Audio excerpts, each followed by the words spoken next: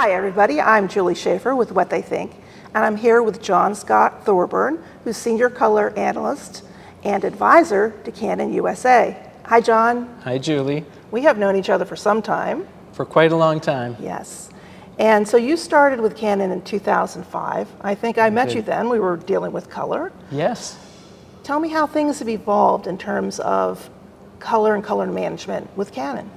Well, it's come a long way, and it's come a long way really fast. In fact, it's amazing what's been accomplished, I would say. Back in the early days, controlling color was really tough. Color was controlled through things like closed loop type of techniques, and you know, the printing equipment itself wasn't really as steady and repeatable as it needed to be. So it would be in control 1 minute and out of control the next minute.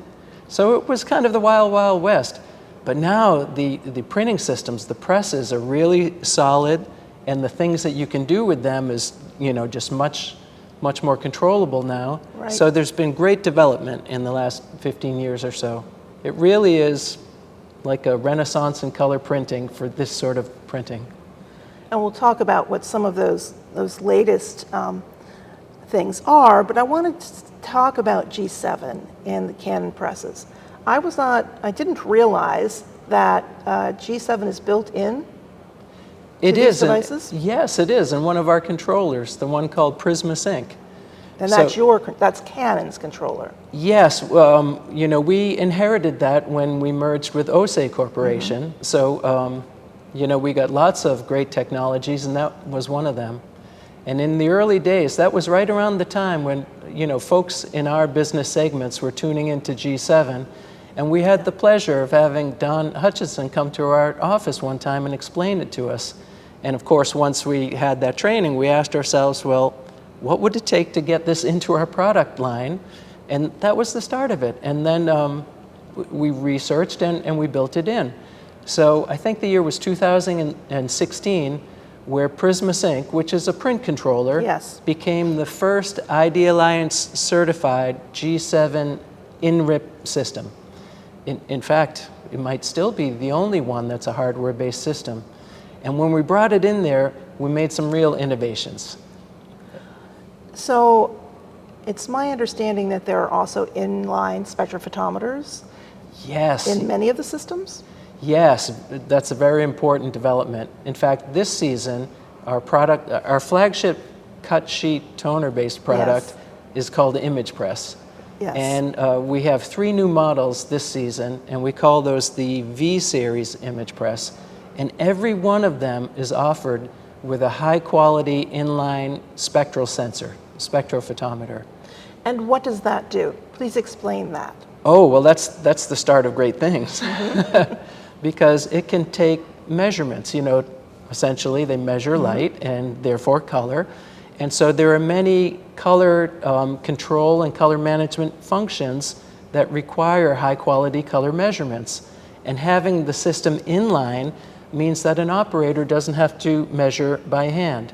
So for example, there are process control tools, like calibration type techniques. Yes. They can be measured, you know, the color patches connected to that can be measured hands off with the inline sensor. Then there's characterizing your media, making profiles. Right, absolutely. The inline sensor can do that for you. Then if you're making custom profiles, you might be interested in printing to standards.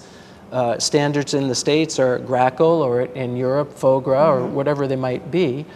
And most folks realize that the ability to hit a standard really requires an accurate output profile. And those can be generated with the inline spectral sensor.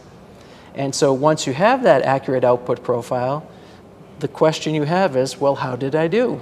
You know, can I print in G7 Grackle conformance? So those are functions called validating or verification. That's right. So there's a whole host of these functions that are all supported by hands-off automated measurement with the inline spectrophotometer. So John, today, it's my understanding that so many print service providers are having difficulty getting operators or finding operators that are skilled. Absolutely, yes, that's a real factor nowadays. So I would imagine that automation in these systems, in these solutions, has become more important than ever to business owners. Huge. More people have to accomplish things with less labor resource. You know, everybody wants the machine to do more for itself. Push a button. That sort of thing. And so, you know, that's the direction that we're moving in, you know, and many folks in the industry too. And the way you get there is interesting. You know, the first part of color automation is having the high quality measuring instruments in line so that they can take the measurements for you. But the next part is developing the software functionalities that drive the instrument so that you can do things like remove the number of times that an operator has to touch the system, free the operator from being tethered to the press, so they have to stand there waiting for things to process. So what we've been doing in that regard, it's been really fascinating. Like, can I tell you? Please, I want to hear all about it. So one of the first things, you know, not too long ago, if you wanted to do a G7 process and you wanted to arrive at color space, then what you would do is you'd stabilize your press, then you do a G7 calibration, and once that's in position, you'd install those curves into your print server, and then you'd send profiling patches through that system, and you'd build a profile based on that result. So it had, you know, a set of interrelated events. What we innovated is we took the profiling process and the calibrating process, and we integrated them into one step, into a single measurement event. So we send a bunch of patches, we establish our G7 curves or whatever type of curves we want, we pull a profile out of it. The operator, some operators might not even realize that they're generating a high quality media color profile while they're doing their G7 calibration. So two steps combined into one. Now let's take that a little bit further. Traditionally, when you're linearizing your press, the press is over here and you linearize it, and that's one event. Then you come over here and you do your G7 and your profiling, that's another event. We brought those two events together into a system called automated color tasks. So now bringing the press up to stability and then getting the G7 and the grackle conformance established, that can be done with a single push of the button. Then the same measuring instrument does all that. Now, the next thing that we developed was that system didn't pay attention to collecting all of the results in the aggregate. So you could do tracking, trending, see how your whole system is going over time. So that's where we are now. We developed a cloud platform. We have a new tool in the cloud called Color Manager. It launched on the 15th of May. And when you do color validation down here on terra firma, down here on Earth, it shoots up into the cloud automatically. It gets collected and you can see trend lines. If you want to, you can initiate color validations from the cloud, and you can get to many different printing systems in your environment. So it doesn't just have to be Canon presses, and it doesn't have to be you know, one type of controller. It can be PRISMAsync driven controllers, Fiery driven controllers, other front ends who can understand JDF or basic communication protocols. You can do validations on those machines. So what we're looking at now is we're looking at a central cloud place that can start to track color performance across all your devices from one spot.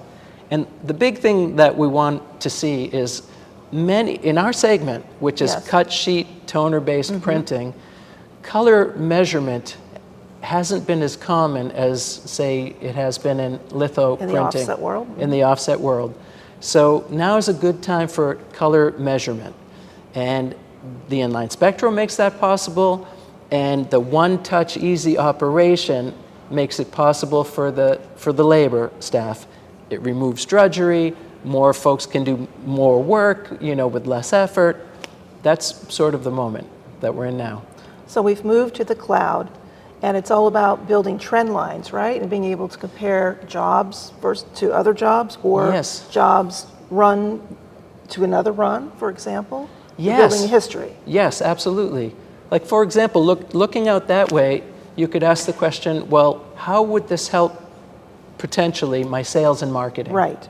Well, from that point of view, if you have a customer prospect and they say, tell me about your color operation, what can you achieve? You could quote them sort of line and verse. Well, you know, my average delta E across my printing systems is such and such. You know, my gamut can accomplish this. In other words, you can talk from a numerical basis. You have evidence that tells you how all your printing systems are performing and what you can hold over time. And the other side of it is from the internal side, which is how can I help make my operation more efficient? How can I help be sure that I'm getting the most out of my products? Color validation, in a sense, helps you look inward too to see if your press make-ready procedures are achieving what you want from them. So you can know on both sides. You can help your business from the efficiency side and also from the sales and marketing side by measuring color and knowing what you can consistently achieve. That's fantastic. And so if you're doing, for example, a job for someone that might have 12 pieces that are a part of a program, and they may be printed on different presses throughout your shop, you could actually manage the color for all of that through this system. Thank you for pointing that out, because that is the most practical, you know, example that one could think of. You know, the folks who are purchasing print, the print buyers, they're interested in communications campaigns. And they want, you know, consistency across all of their different communication channels. And in order to achieve that, on all of these devices that have different color capabilities and so forth, you really need to know what your color gamuts are, what the common denominator would be, what you can achieve, what you can't achieve. And this is the stepping stone to all of that benefit. Measure color, learn to manage by the numbers, realize what your operation is capable of, balance your operation so that you can share work across different methods of printing. It all starts with measuring color and tracking what your measurements tell you. Fantastic. So this new cloud-based system just came out last month. Yes. About a month old. Yes. Is it in the field now? It's in the field now, yes. Do you come out and help? I do. Install? I do. You want to know what I love about this one? Sure. You know, the color validation is not new. You know, Of course not. There's lots of color validation tools, but historically they've been very complex. You know, even folks with a fair amount of experience, you know, color validation, they have to bring their A game to understand how it works. The simplicity, the user ease of use on the tool that we've just launched, I think is absolutely special. You know, I think it's really probably the easiest one I've ever seen. I could figure it out. I am looking forward to Not right away. No, just kidding. You were probably instrumental in creating it, John, if I know you. Well, thank you very much, John. It was a pleasure to talk to you, and I look forward to seeing that system.